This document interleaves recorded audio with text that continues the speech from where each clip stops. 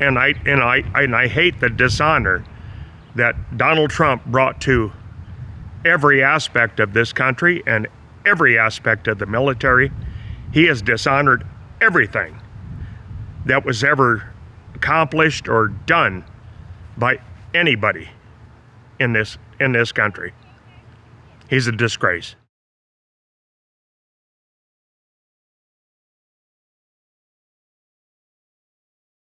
So we're here this evening with Jim in the Omaha Metro. We are talking about the 2024 presidential election. First question is, have you heard about Project 2025? Yes, I have. I'm going to read this because there's a lot of people that haven't heard about it. Project 2025 is a political blueprint published by the Heritage Foundation, which is a conservative think tank. Project 2025 seeks to reshape the U.S. federal government by promoting conservative and right-wing policies, by consolidating power in the executive branch. Here is a video by the Lincoln Project called Aftermath, looking at how Project 2025 could be implemented if Donald Trump is reelected. Please watch the video, and then I'd like to get your comments. November 5th, 2024. Donald Trump defeats a divided and dispirited Democratic campaign. On January 20th, 2025, Donald Trump is sworn in as the 47th President of the United States. Unfortunately, he keeps his promises.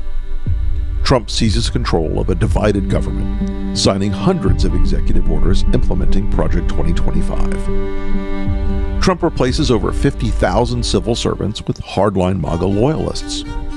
The federal oath of office now requires declaring loyalty to the president, not the Constitution. Protected by the Supreme Court's grant of total immunity for official acts, Donald Trump orders the Department of Justice to arrest members of the January 6th Commission, current and former DOJ employees, and political opponents for treason, election interference, and conspiracy. He declares it to be an official act. Trump ends birthright citizenship by executive order and turns millions of American-born citizens into illegal aliens overnight. Mass deportations begin. Hundreds of thousands, including legal U.S. residents and American citizens, are imprisoned in newly built camps. Protests erupt. Trump addresses the nation from the Oval Office, invoking the Insurrection Act and declaring the protesters a danger to American sovereignty. He orders the National Guard to use deadly force to suppress the protests. In the wake of the bloody violence, Trump declares nationwide martial law, awarding himself new powers under the freshly signed American Sovereignty Protection Order, which defines protest of immigration policies as non-protected speech and a threat to national security. Governors in New York, California, Illinois, and elsewhere declare their opposition, promising to refuse compliance in their states. Trump orders their arrests.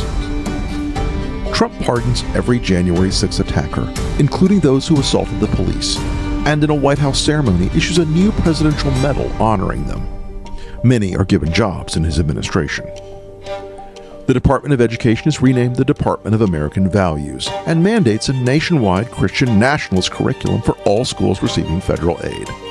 Trump, joined by Speaker Mike Johnson and evangelical leaders, announces that the Department of Health and Human Services has reclassified mifepristone, making it illegal to distribute or prescribe, as well as new HHS regulations that make IVF treatments impossible to legally administer. Trump reverses one campaign promise by declaring a national abortion ban by executive order. Challenges to his authority are rejected by the Supreme Court, which has seen new appointments from Trump after it was expanded to 12 justices. He signs an executive order removing abortion records from HIPAA privacy regulations and announces a new federal data sharing program so states can monitor women's periods. Thousands are detained while crossing state lines under suspicion of seeking an abortion. Trump's acting Secretary of Defense, a disgraced ex-general, fires over 400 generals and admirals, leaving the military leaderless. Other Trump appointees purge the ranks of the CIA, FBI, and Department of Justice. By executive order, Trump withdraws the United States from NATO and ends Pentagon cooperation with Ukraine. Russian tanks enter Kyiv. Vladimir Zelensky is killed. it is announced that Trump will run for a third term, claiming he was unfairly cheated in the 2020 election. His Supreme Court ultimately agrees with this interpretation, paving the way for Trump's 2028 re-election. If you hear all this and believe it isn't possible, then ask yourself, what did you believe was impossible just 8 years ago? This isn't a fantasy. It's Trump's plan, and he's counting on you to believe it couldn't happen.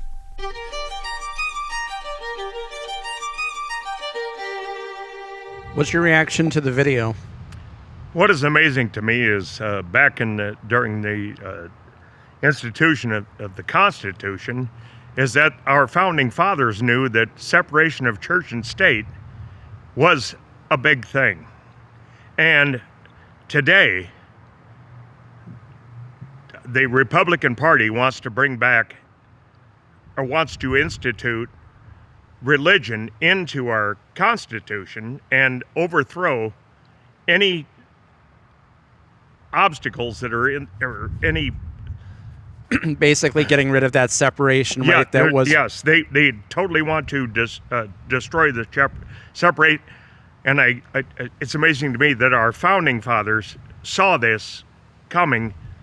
They freed themselves from that back from when we were found our freedom from England. From England, and now we are getting back into that. It's kind of ironic, right? Yeah, it's like we're very ironic. You know, they claim to be the party of Constitution and small government, but they're the biggest hypocrites that ever lived on the face of the planet, as far as I'm concerned. How would you feel if the next president of the United States, Donald Trump, I'm going to read a series of things from the video. First of all, I mean, you talked about this throughout the U.S. Constitution and jailed his political opponents. That is Hitler, Stalinish. That's about all I can say. That he wants to be a dictator. He really does. He's said it. He said, "I want to jail my political opponents on day one." I mean, how can you not? I guess get away from that. Pardon all of the January 6th protesters and give them medals. They were just visitors at the Capitol. No, I guess I don't know how to. I can't be any more. Ended birthright citizenship and began mass deportations. We are, other than the indigenous people, the Indians, every one of us are illegal aliens. And we took over this nation from the indigenous people. And how do we say that now we have the birthright and deny that right from other people, I guess? Well, to add on that, right, I mean, the U.S. has been called a melting pot, yes, right? And we all, came from somewhere. And even if you and I may have been born in this country, right? The Irish were the bastards of the country back in the 30s. It's going on forever and ever. We've taken over this country from the indigenous people, the Indians. We stole this country from them, and so how can we say that we now are the sovereign people of this country? Rename the Department of Education the Department of American Values, which mandated a nationwide Christian nationalist curriculum for all schools receiving federal aid, including places, right, like here in Omaha, the University of Nebraska, Omaha, the University of Nebraska, Lincoln, K through 12 schools, any institution that's receiving federal funding, right, would have to institute a nationwide Christian nationalist curriculum per Project 2025. What do you think about that? We go back to the separation of church and state, where that the religion should have no part in everyday government, if the churches want to be a part of the political voice, then they should start paying taxes. As far as I'm concerned, I'm a staunch. I was raised Catholic, still am a Catholic. If they want to be a part of the voice, then they should start paying taxes. Otherwise, stay the heck out of it. Now, you're not the first person to bring that up. Stripped women of all reproductive rights, making mifepristone illegal, IVF impossible to get, and abortion illegal in all 50 states. Why is it that women are denied their reproductive rights? If I want to go have a vasectomy, I don't have to quit. No politician tells me I can't. If they want to do whatever they want to do with their bodies, then they have to check with their, now, which is becoming more and more, have to check with their politician. Check with your politician before you check with your doctor. See if you want, if you can have this procedure done. No, sorry. Like I said, I don't. No male has to have a check with the politician and see what procedures they can have done. Why should women? Very well said. Which of these things from this video worries you the most, and why? I mean, it covered a lot of things, but is there, you had told me before the interview that you're familiar with Project 2025, at least at a high level. So, is there one particular thing that scares you the most? To me, Republican hypocrisy is the biggest issue that I have. They talk about limited government, but they want to take over every part of your being. They want to manipulate every part of your being, but they talk about limited government. Well, that's not limited government. Let me ask this. If Ronald Reagan was still alive, do you think that Project 2025 would have came to be if the Republican Party didn't have such an extreme and radical subgroup, right? Not all Republicans are radical or Republican leaders, but admittedly there, right, are some people that are very far to the right. So if Donald Trump was gone, your Marjorie Taylor Greenes, Lori Boeberts, J.D. Vance's, on and on and on, do you think that the right is maybe being overly influenced by, a few select people like Donald Trump, or has the party really truly changed even, when Trump is gone? Is it, not your father's Republican Party, so to speak? I voted Republican back in the day for Kay Orr for Nebraska governor, because I thought at that time that she was the candidate for that time. I've been a Democrat all my life, but this Republican Party has gone away from all of their values completely. They don't have any values anymore, as far as I'm concerned. And Liz Cheney and Dick Cheney, staunch Republicans, have walked away from this whole thing. They're absolute nuts. They are nuts. They've gone Mad Magazine nuts, and I don't know. I guess I don't know how to explain it. I understood the Republican Party and their values, and they had some good values. And like I said, I voted Republican a couple of times, but they have gone way off the wall.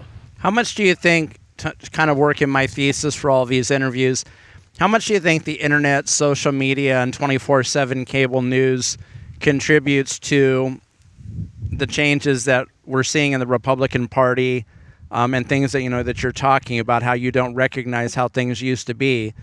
Do you think any of those things contribute to this extremism, radicalism, or is it something else driving it? As old as I am, these so-called reality TV shows, I think have contributed to this reality TV is not reality TV, and Donald Trump is not reality. So I think that is this reality TV era has contributed to his popularity. But apparently, it's a very effective escapism, right, for a lot of Americans, right? Well, yeah. If you can't deal with the modern world and your troubles, there's a fantasy waiting for you around every corner of the internet, social media, and not only cable news but cable TV, which is what you're talking about. I think that's where this went, and that's why he became this popular guy, because he was a different guy and he was this glitzy. A couple more quick questions here. Do you ever think that you take your freedoms, your liberties, and even American democracy itself for granted? Never. Do you think that some of that may be attributed, to your age and your generation? Because I've talked with, some younger people, and, they pretty quickly said, yeah, I probably do. Do you think that maybe you have a broader perspective, or... No, I come from a generation where all of my paternal relatives were all in the military, served in World War II. One died in World War II, served in Korea, served in all of the, and I didn't, but I appreciate everything that they've all done, and I hate the dishonor that Donald Trump brought to every aspect of this country and every aspect of the military. He has dishonored everything that was ever accomplished or done by anybody in this country. He's a disgrace. Final question. How does this video change how you view Donald Trump? Not a bit. All right. I mean, it sounds like you're more aware than a lot of people that I interview. You already knew about these things. You were familiar with Project 2025. So I guess it doesn't surprise you. No, not a bit. No. An additional question. How, because you have, more history, and you certainly appreciate where we all came from, right, and the sacrifices that so many people have made so that you and I can stand out here and talk about these things openly, freely. How worried are you about this upcoming, we're, I think today, 30 days away from the 2024 U.S. presidential election, and surprisingly, it's still neck and neck. And I mean, I personally do trust the polls. Some people say, like Jim Carville, it's like, oh, I think things will break at the end, but I wouldn't be so cocky. How worried are you that there's going to be a happy ending and that Donald Trump won't be reelected? Because I personally don't believe the polls. They are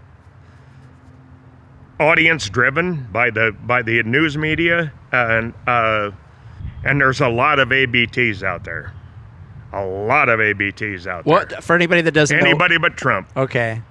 And I believe that they are there, and I think we have. And I don't want to be cocky or anything, but I believe we have this.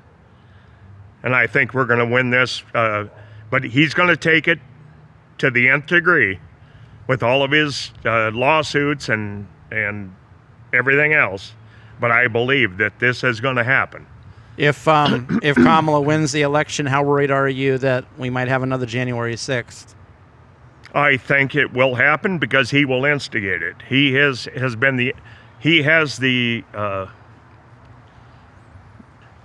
idiots, but okay. But he will find the people that will try to. Do you have confidence that we as a nation and our government has learned from its mistakes on January 6th, and that they'll be more prepared and they'll be able to head this off? Or is it one of these issues where, if somebody really wants to do harm to you, they'll find a way? It is iffy right now. I'm so there are so many people out there that would like to overturn and or deny any legal election.